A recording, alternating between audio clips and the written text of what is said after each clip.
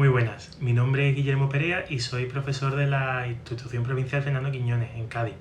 Soy profe de cocina, pero aparte por formación soy fotógrafo. Entonces, bueno, mi idea en este vídeo es traeros algunas pautas básicas para hacer mejores fotos en el aula.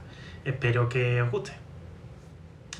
Cuando hacemos una fotografía a un plato, estamos acostumbrados a ponernos el móvil entre nuestra cara y el plato y hacer clic. Y tenemos una foto del plato, sí, pero es aburrida. Es muy aburrido hacer ese tipo de ángulo, que se llama ángulo picado. Entonces ahora vamos a ver otras opciones que tenemos de ángulos también más o menos sencillos que pueden darnos un cambio muy radical en la fotografía que vamos a tomar.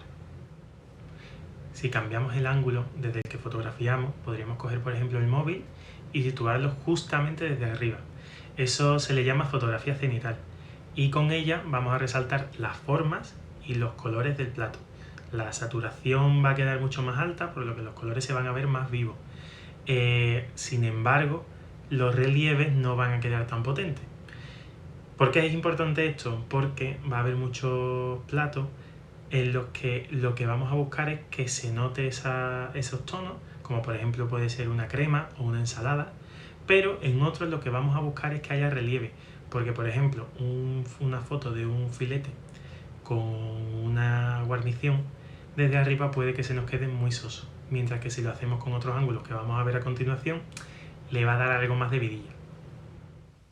Si en lugar de subir para evitar ese ángulo en picado bajáramos, llegaríamos a la misma altura que el plato y eso se llama en fotografía un ángulo normal. Cuando nos presentamos a la misma altura que el plato, cuando la toma está a la misma altura, lo que conseguimos es resaltar los relieves y las texturas. Esto es, por ejemplo, en unas patatas fritas o en un pollo frito con panko, vamos a conseguir que dé más la sensación de crujiente. Incluso en verdura fresca también lo vamos a conseguir. Además, en el emplatado tiene una gran importancia la diferencia de altura. Esto puede verse reflejado pues a lo mejor en un tartar o en unas costillas de cordero, por ejemplo, en la que mantenemos el hueso, ¿no? Y si lo emplatamos hacia arriba, en una toma cenital no se va a ver, pero en una toma normal, en un ángulo normal, sí que se va a ver esa diferencia de altura, por lo que puede ser muy interesante para ese tipo de elaboraciones. Sin embargo, la parte negativa de este tipo de tomas es que para elaboraciones como una crema van a venir fatal, porque claro, nosotros vamos a estar a la misma altura que la crema y entonces no se va a ver ningún relieve, ninguna textura, entonces no es tan recomendable. Además, siempre es importante que el plato quede bien lleno en altura, porque si por ejemplo hacemos una foto a una ensalada que está a nivel raso, se va a ver más pobre que si le hacemos una fotografía cenital. Si lo que tenemos ante nosotros, a lo que queremos fotografiar, es, por ejemplo, una tarta de varias alturas o algo a lo que queramos darle mucha importancia, podemos seguir bajando un poco más el móvil y hacer una foto en contrapicado. Esto sería situarnos por debajo del plato. Evidentemente, esto necesita que el plato sea muy pequeño y que la elaboración sea grande, porque si no, probablemente solo fotografíes el plato. Esto es un poco dramático, es un poco excesivo, pero para tartas o para elaboraciones divertidas en las que queremos potenciar ese volumen, esa grandiosidad de la elaboración, pues nos puede quedar resultón. No es una mala idea, no está mal probarlo, aunque después a la hora de la verdad tampoco es un ángulo que se utilice demasiado. Terminando con esta parte, con los ángulos, ya solo nos quedaría una opción, que sería hacer la foto justo desde abajo. En cocina se utiliza muy poco, la verdad, pero para elaboraciones muy gourmet o para productos que quieres potenciar su finura, la gracia de que se haga tan poco es que sorprende mucho cuando se hace. Para ello lo que necesitaremos sería una superficie de cristal muy limpia, porque enseguida se ven cualquier manchita, y colocar la cámara justo debajo. Entonces encima pondríamos el producto y haríamos fotos. Pues por ejemplo de cortes de cebolla se ha hecho y queda interesante, de granada, de algún producto más gourmet así, quizá como a lo mejor el pulpo, caviar, algo así, puede quedar sorprendente. No es una fotografía fácil de hacer, tampoco es una fotografía, un ángulo que se haga muy a menudo, pero yo creo que está bien tenerlo en cuenta.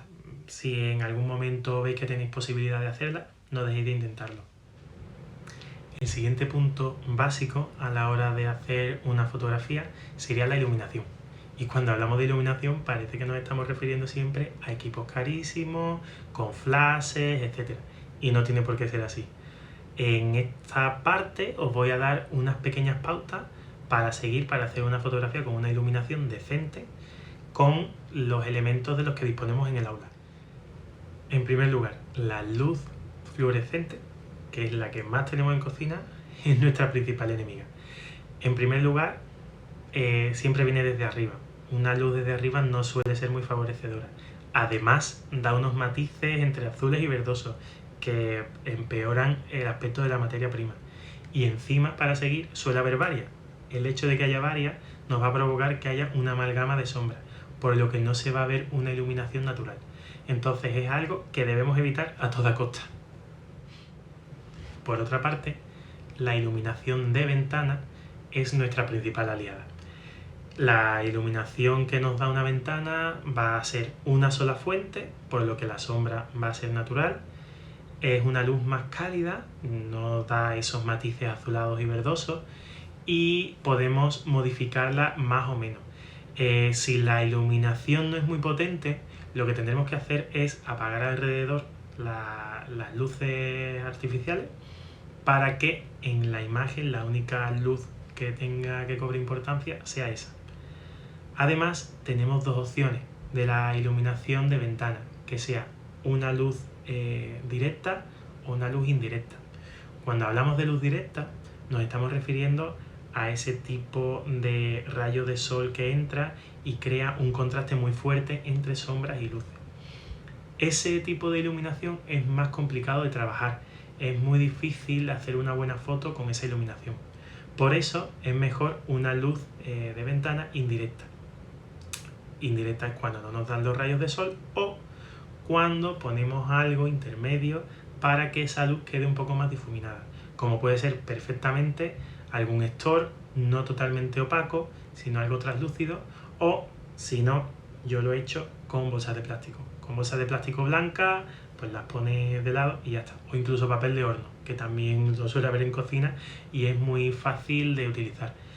Lo pondrías entre la ventana y el plato y harías una foto en la que simplemente se viera cómo ese difuminador, digamos, consigue evitar que la luz llegue de una forma tan directa y tan dura. Entonces las sombras no tendrán tanto contraste con las zonas iluminadas y conseguiríamos más información alrededor de todo el plato. Podéis probar también hacer fotografías con iluminación directa, pero los resultados suelen ser demasiado agresivos. Unas zonas muy iluminadas y otras zonas demasiado oscuras. Cogerías información de la zona iluminada y la zona oscura se te quedaría totalmente negra, o cogerías información de la zona oscura pero la zona iluminada se te quedaría sobreexpuesta, entonces no quedaría bien. Otra forma que hay de contrarrestar la dureza de la luz directa es iluminar por el lado contrario, por la zona donde hay mucha sombra. Esto se hace con reflectores, que no es otra cosa que productos que reflejan bien la luz, como puede ser el papel de aluminio o las bandejas doradas de donde se guardan los pasteles normalmente. Aparte de eso, hay reflectores como este, que son muy pequeños, son muy fáciles de transportar y son muy baratos. Esto aporta unos matices dorados. Fijaros que a mí me está llegando la luz desde aquí. Si yo me pongo esto por aquí, vais a ver cómo esta zona se queda más iluminada y con unos matices, como ya os comento, dorados. Y aparte, estos reflectores, que suelen ser muy baratos, los hay como este, con muchas opciones. Aquí tendríamos para unos matices más dorados, más plateados, perdón, si nos interesara, o para poner un fondo verde, un fondo azul o incluso un fondo negro para acentuar esa sombra. Si ponemos un fondo negro al lado opuesto de la luz, esto lo que va a hacer es absorber la iluminación y entonces va a provocar una sombra más potente cuando tenemos iluminación difusa. Además, estos reflectores suelen venir con el disco base, que es un difusor. Si veis, esto simplemente lo que hace es rebajar un poco la intensidad de la iluminación, por lo que es muy cómodo y en este producto tan pequeñito nos sirve perfectamente para hacer una foto a un plato, para cambiar solo la iluminación que le llega a la elaboración. Es un producto muy barato que se consigue en bazares digitales asiáticos y no sé, puede costarte como unos 5 o 6 euros y te soluciona mucho en fotografía. La verdad es que yo lo recomiendo. Si no contamos con ningún tipo de iluminación natural, ya sea en el aula o cerca, porque también podemos desplazarnos mínimamente con las elaboraciones, y la única luz que tenemos es muy desagradable, sí que podemos hacer una pequeña inversión de algún tipo de iluminación continua. Os aconsejo que no sean flashes, sino iluminación continua, como esta pequeña lámpara LED que tengo aquí. No son demasiados LED, es de esta forma porque mejora la difusión de la iluminación. Y bueno, va a pilas y se puede pues poner de cualquier forma y se puede ir jugando con el plato, con la elaboración. También podemos seguir utilizando esto para aumentar esa difusión porque las luces siempre son demasiado potentes. Y después hay otros que tienen su propio soporte. Esto es para poner un trípode aquí. Y bueno, esto nos da una opción que no nos da este, que es si vamos a hacer, por ejemplo, un menú, pues tener siempre el mismo tipo de iluminación. Con este va a ser más complicado porque, claro, vamos a estar moviendo y demás.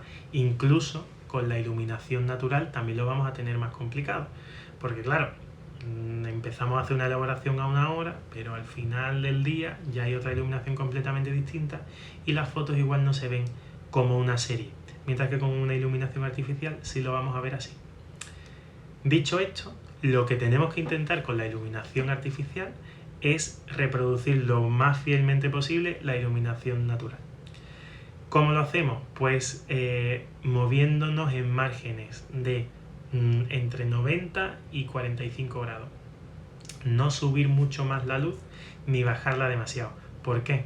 Porque queda una iluminación más parecida a la artificial que a la natural. Si os fijáis, cuando estamos en una zona interior, la luz siempre nos viene de ventana. Entonces tenemos que intentar jugar con el ángulo al que está situado normalmente una ventana.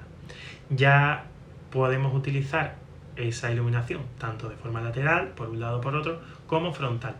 ¿De acuerdo?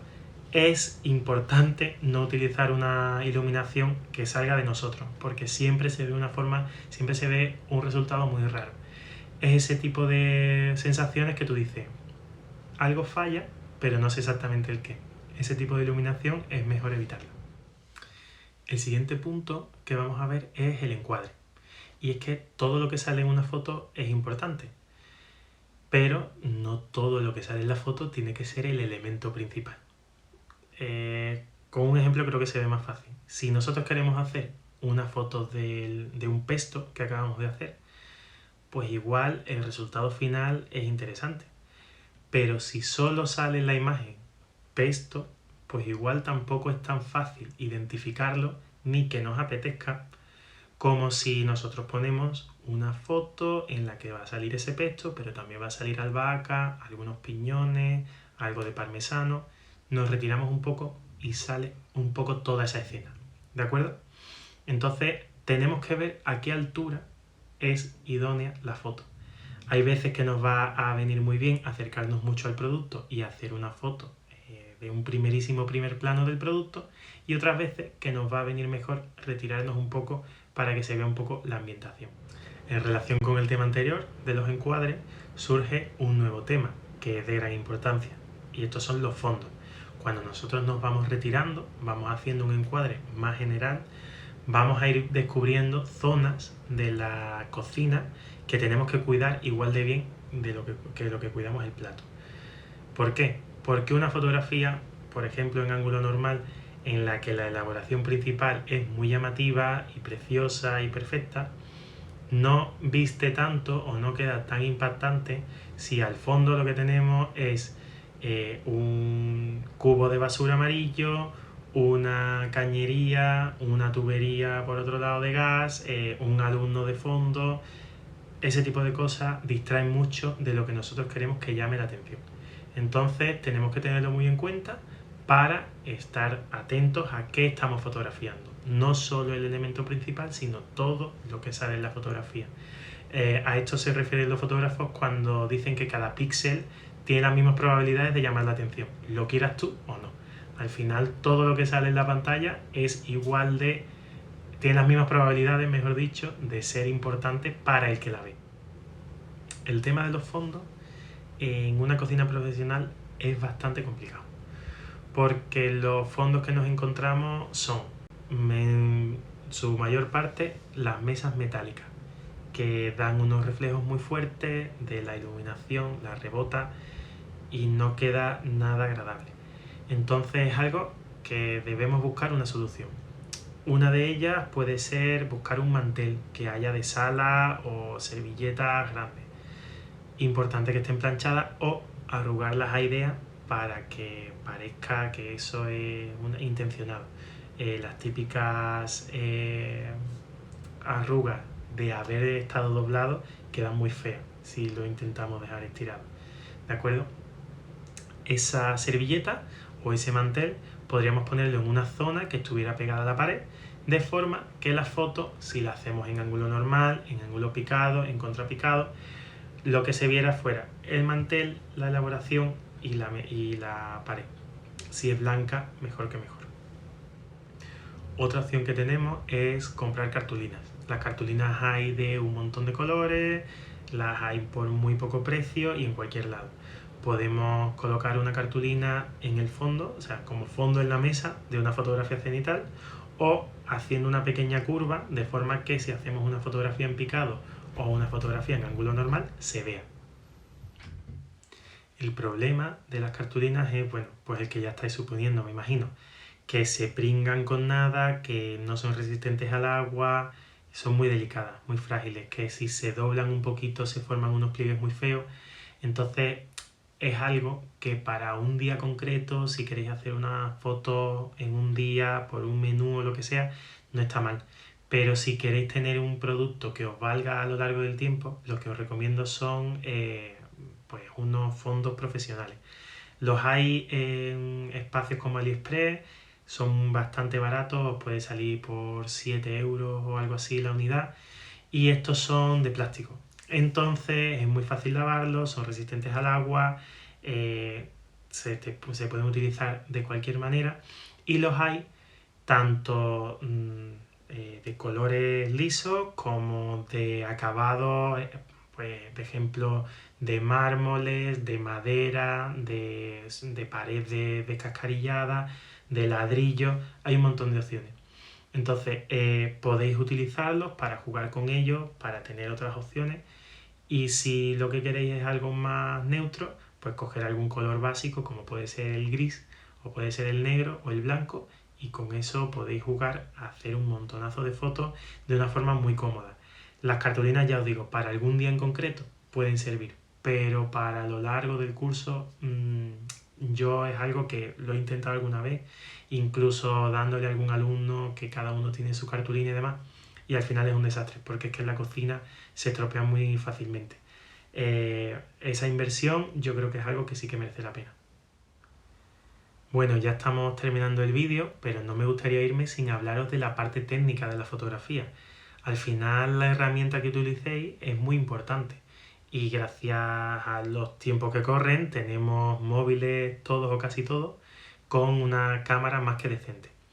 Entonces es importante saber que vuestro móvil hace buenas fotos, pero también es importante conocer ese móvil para saber cómo sacarle el mayor partido. Para ello os recomiendo que vayáis a cualquier página como YouTube y busquéis información sobre las características de fotografía de vuestro móvil y cómo hacer mejores fotografías con vuestro móvil. Seguro que hay muchos vídeos en relación a ello y os va a dar posibilidades de tocar parámetros como por ejemplo puede ser la saturación, la cantidad de iluminación, si queréis reducirla o aumentarla en el pleno momento, y bueno, pues sacarle eso, hacer una fotografía aún mejor. Por otro lado, hay un montón de aplicaciones para hacer pequeños retoques. pues subir el contraste, bajarlo, aumentar el enfoque, reducirlo, etc. Ese tipo de aplicaciones no son totalmente necesarias, pero bueno, yo creo que no está de más echarle un vistazo.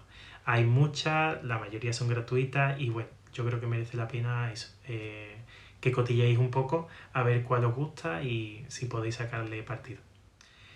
Y bueno, pues esto es todo. Para terminar, me gustaría recomendaros algo que a mí me recomendaron y me vino muy bien, y es que no seas quisquilloso o quisquillosa con tu foto, que hagas fotos, ya irán saliendo mejor, no te preocupes por el resultado de la primera, sino preocúpate de esa mejora poco a poco. Espero que os haya gustado. Esta información la vais a tener también enlazada a un blog que os comento en la descripción del vídeo para que podáis leerla si os resulta más cómodo en algún momento. Y bueno, espero que os haya sido de interés y si necesitáis cualquier cosa, pues estaremos por aquí. Un saludo y nos vemos en el siguiente vídeo.